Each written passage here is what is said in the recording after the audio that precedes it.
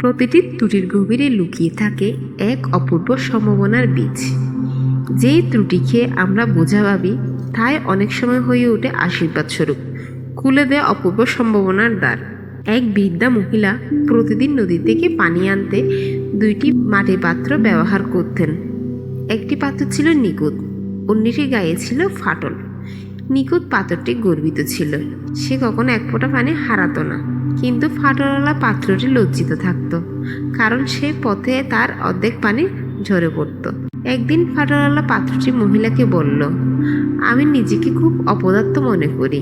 আপনি কেন আমাকে ব্যবহার করেন? আমি আপনার শ্রম নষ্ট করি।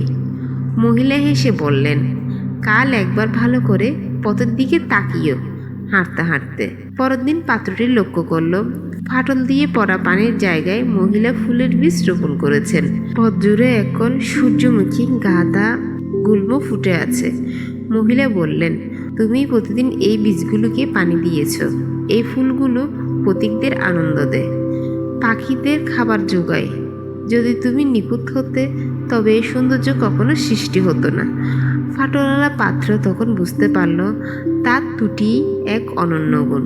এই গল্প থেকে আমরা শিখতে পারি, আমাদের দোষ বা সীমাবদ্ধতা অনেক সময় সুন্দরের কারণ হয়ে ওঠে। সৃষ্টিকর্তা প্রত্যেককে কোনো না কোনো উদ্দেশ্যে সৃষ্টি করেছেন। আমাদের প্রতিটা ত্রুটির মধ্যেও থাকে এক অপূর্ব সম্ভাবনা। আমরা সবাই কোনো না কোনো উদ্দেশ্যে সৃষ্টি হয়েছি। ফাটল দিয়েও সেই উদ্দেশ্য পূরণ হতে পারে। গল্পটি ভালো লাগলে লাইক, কমেন্ট, শেয়ার, ফলো এবং সাবস্ক্রাইব করতে ভুলবেন না। সবাই ভালো থাকবেন, সুস্থ থাকবেন। ধন্যবাদ।